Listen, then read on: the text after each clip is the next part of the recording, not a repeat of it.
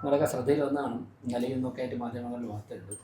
നമ്മുടെ സിറ്റിയിൽ അനധികൃത നിർമ്മാണം പലതവണയും കോർപ്പറേഷൻ മുന്നറിയിപ്പ് നൽകിയിരുന്നു. അതോടൊപ്പം തന്നെ ഞങ്ങൾ ആദ്യഘട്ടം നടപടികളും സ്വീകരിച്ചിരുന്നു പല സ്ഥലങ്ങളിൽ. ആദ്യഘട്ടം ഏതെങ്കിലും നിർമ്മാണ പ്രവർത്തനങ്ങൾ നിയമവിരുദ്ധമാണെന്ന് കണ്ടാൽ സ്റ്റോപ്പ് മെമ്മോ കൊടുക്കുകയാണ് പരിശോധിച്ച ശേഷം ആദ്യം ചെയ്തത്. അത് കൊടുത്തതിന് ശേഷം അവർക്ക് റെക്ടിഫൈ ചെയ്യാനുള്ള സമയം കൊടുക്കാറുണ്ട്. ലീഗലി കറക്റ്റ് ചെയ്തതിന് ശേഷം പ്രൊസീഡ് ചെയ്യണം എന്നുള്ളതായിരുന്നു ഭരണസമിതി പൊതുവെ എടുത്തിട്ടുള്ള നിലപാട്. മറ്റ് നടപടികളിലേക്കും ഞങ്ങൾ പോവുകയോ നിർമ്മാണ പ്രവർത്തനം നടത്തുന്നവരെ അവർക്ക് ബുദ്ധിമുട്ടുണ്ടാകുന്ന തരത്തിൽ പരമാവധി അങ്ങനെയുള്ള പ്രവർത്തനങ്ങൾ ഉദ്യോഗസ്ഥരുടെ ഭാഗത്ത് ഉണ്ടാകാതിരിക്കാൻ ശ്രദ്ധിച്ചിട്ടുണ്ട്. ഈ 6 മാസം 7 മാസം ഭരണസമിതി പിന്നിടുമ്പോഴേക്കും ലഭിക്കുന്ന വിവരങ്ങൾ പലരും ഒരു മാഫിയ പോലെ നിയമവിരുദ്ധ നിർമ്മാണ പ്രവർത്തനങ്ങൾ കാര്യമായിട്ട് ചെയ്യുന്നതെന്നും ഇതിന് സഹായിക്കുന്ന ഒരു ടീം തന്നെ സിറ്റിയിലുണ്ടെന്നുമാണ്. അതിൻ്റെ അടിസ്ഥാനത്തിൽ ഇന്നലെ മുതൽ നേരിട്ട് തന്നെ കർശനമായ നടപടികൾ സ്വീകരിച്ചു തുടങ്ങി. സാധാരണ സെക്കൻഡ് സാറ്റർഡേ തലേദിവസമുള്ള വെള്ളിയാഴ്ച രാത്രി മുതൽ കൺസ്ട്രക്ഷൻ ആരംഭിച്ചു. അതായത് കോടതിയിൽ നിന്ന് ഉത്തരവൊന്നും ആർക്കും വാങ്ങാൻ പറ്റാത്ത സമയം കേന്ദ്രീകരിച്ചാണ് ചെയ്യുന്നത്. ഇനിയിപ്പോൾ അടുത്ത ദിവസങ്ങളിൽ ഓണാവധി തുടങ്ങുകയാണ്. ഈ ഓണാവധിയുടെ 4-5 ദിവസമാണ് പട്ടണത്തിൽ നിർമ്മാണ പ്രവർത്തനങ്ങൾ, അനധികൃത നിർമ്മാണം കാര്യമായിട്ട് നടക്കുന്നതെന്നാണ് മുൻകാല അനുഭവങ്ങളിൽ നിന്ന് വ്യക്തമായിട്ടുള്ളത്. അതിൻ്റെ അടിസ്ഥാനത്തിൽ ഇന്നലെ മുതൽ നേരിട്ട് തന്നെ ആവശ്യമായ ഘട്ടത്തിൽ മരാമത്ത് ചെയർപേഴ്സൺ ഉൾപ്പെടെ കോർപ്പറേഷൻ സെക്രട്ടറി, എഞ്ചിനീയറിംഗ് വിങ്ങിലെ മുതിർന്ന ഉദ്യോഗസ്ഥർ അവരുൾപ്പെടെ ഫീൽഡിൽ പോയി നിർമ്മാണ പ്രവർത്തനങ്ങൾ തടയാൻ വേണ്ടി തീരുമാനിച്ചു. ഓണ അവധി ദിവസങ്ങളിൽ സ്പെഷ്യൽ സ്ക്വാഡ് ഉണ്ടാകും. അതോടൊപ്പം തന്നെ ഇക്കാര്യങ്ങളിൽ കേസുകൾ കോടതിയിൽ വരുന്ന ഘട്ടത്തിൽ സീനിയർ അഭിഭാഷകരെയൊക്കെ എൻഗേജ് ചെയ്യിക്കേണ്ട ഘട്ടം ആവശ്യമാണെങ്കിൽ അങ്ങനെ പ്രത്യേക തീരുമാനമുണ്ട്. അപ്പോൾ അനധികൃത നിർമ്മാണം പൂർണ്ണമായിട്ടും തടയുവാനുള്ള എല്ലാ തീരുമാനവും ഭരണസമിതി എടുത്തിട്ടുണ്ട്. ഞങ്ങൾക്ക് പൊതുസമൂഹത്തോട് പറയുവാനുള്ളത്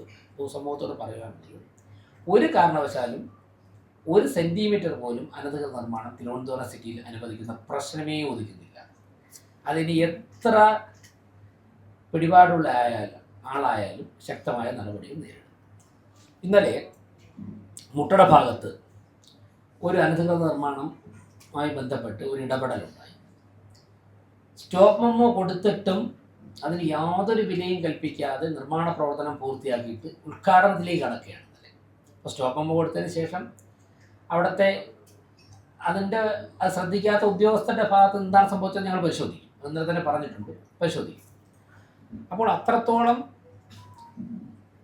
ഘട്ടങ്ങളിലേക്ക് പോകുമ്പോഴേക്കും ഭരണസമിതിക്ക് ശക്തമായിട്ടുള്ള നിലപാടുകൾ സ്വീകരിക്കേണ്ടി വരും.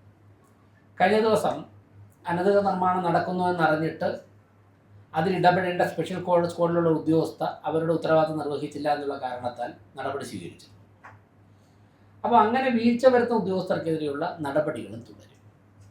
അനധികൃത നിർമ്മാണം നടത്തിയിട്ടുള്ളവരോട് പറയുകയാണ്, നിങ്ങൾ തന്നെ പൊളിച്ചു മാറ്റണം, അല്ലെങ്കിൽ കോർപ്പറേഷൻ ഭരണസമിതി ഇടപെടുകയും അത് പൊളിച്ചു മാറ്റുകയും ചെയ്യും. അതിൻ്റെ ചെലവ് കൂടി ഈ നിർമ്മാണം നടത്തിയവരിൽ നിന്ന് ഈടാക്കും. ഇതിനുവേണ്ടി സ്പെഷ്യൽ സമിതികൾ കോർപ്പറേഷൻ ഭരണസമിതി രൂപീകരിക്കും. കാര്യങ്ങളാണ് പ്രധാനമായിട്ടും ഇത് ഒന്ന് അറിയിക്കാൻ വേണ്ടിയാണ് വിളിച്ചത്.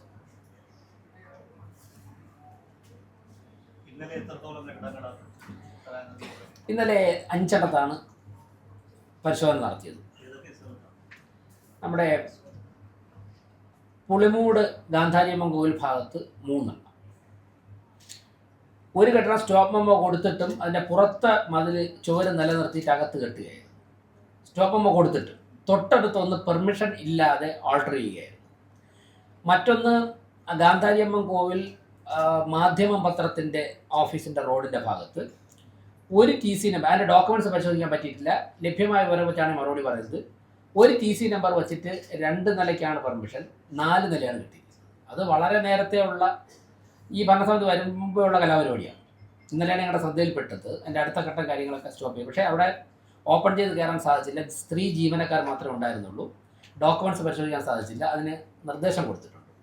ലഭ്യമായ അത് പിന്നീട് ഉച്ചയ്ക്ക് ശേഷം ഒരു ലേഡി ഇവിടെ വന്നിട്ട് പറഞ്ഞത് അതിൻ്റെ ഉടമസ്ഥൻ ഈ വന്ന സ്ത്രീയുടെ കയ്യിൽ നിന്ന് 12 ലക്ഷം രൂപ വാങ്ങിയിട്ട് ഹോസ്റ്റൽ നടത്താൻ വേണ്ടി അവരോട് പറഞ്ഞു, നടത്തിക്കൊള്ളാൻ പറഞ്ഞു. ഹോസ്റ്റൽ നടത്താൻ വേണ്ടി അവർ ചെന്നപ്പോഴേക്കും താക്കോൽ കൊടുത്തില്ല.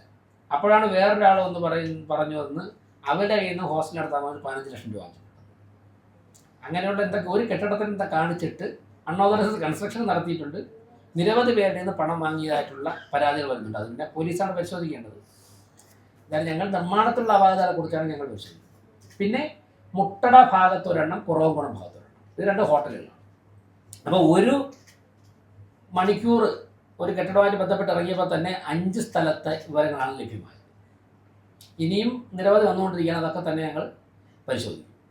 കർശനമായ നടപടി, ഒരു വീഴ്ചയും വിട്ടുവീഴ്ചയായ നടപടികൾ.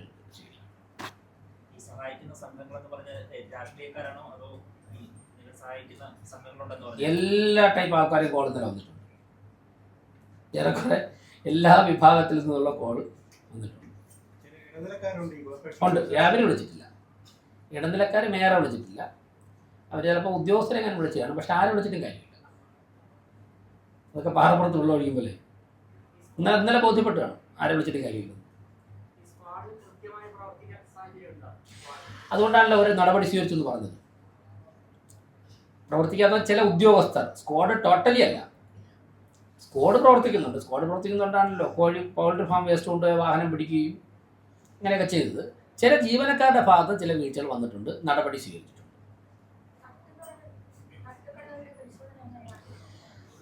തട്ടുകടകളുടെ പരിശോധനയിൽ കുറേ കാര്യങ്ങൾ ചെയ്ത് മുമ്പോട്ട് പോവുകയാണ്. പിന്നെ അതിലൊരു കുറച്ചുകൂടെ ഹോംവർക്ക് ചെയ്യാനുണ്ട്. അതായത് vending zone, non vending zone, semi vending zone, ഈ ക്രൈറ്റീരിയ പാലിച്ച് അനൗൺസ് ചെയ്യണം. കൗൺസിൽ അത് പാസ്സാക്കി അത് നോട്ടിഫൈ ചെയ്യണം.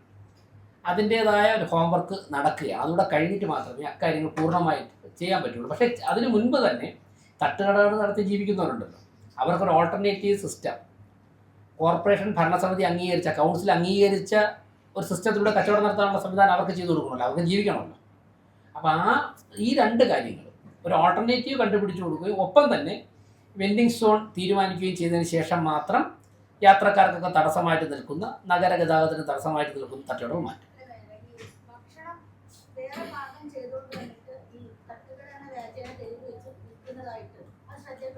തീർച്ചയായും പറ്റുന്നുണ്ട്. ഞാൻ പലതവണ പറഞ്ഞിട്ടുണ്ടല്ലോ, നല്ല വലിയ വലിയ ഹോട്ടലുകൾ നടത്തുന്നവർ ഹോട്ടലുകളിൽ പകൽ കച്ചവടം നടത്തിയിട്ട് വൈകുന്നേരം ചിലപ്പോൾ അവിടെ അറിയാമല്ലോ, അവിടെ വൈകുന്നേരം വരെ ചിലവാകാത്ത, വിൽക്കാൻ പറ്റാത്ത ഭക്ഷണമായിരിക്കും ഇവിടെ കൊണ്ടുവന്ന് ചൂടാക്കും, കൊടുക്കുന്നുണ്ട്.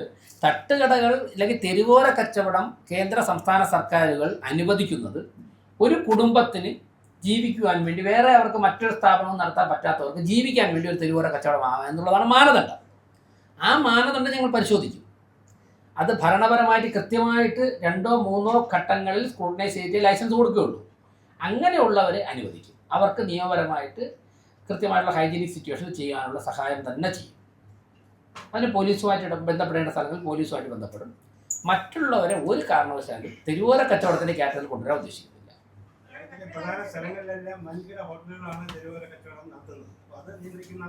തീർച്ചയായും നിയന്ത്രിക്കും. അതിലൊന്നും ഒരു കോംപ്രമൈസും ഇല്ല.